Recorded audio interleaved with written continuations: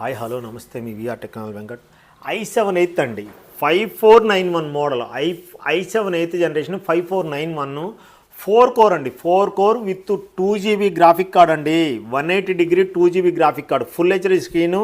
back light LED 4 hours నుంచి 5 hours దాకా battery backup వస్తుందండి ట్రేడింగ్ పర్పస్ డీజే పర్పస్ మీరు దేనికైనా వాడుకోండి హార్డ్ వర్క్ అండి హార్డ్ వర్క్ ఎంత వర్క్ అయినా వాడుకోండి అంటే ఆల్మోస్ట్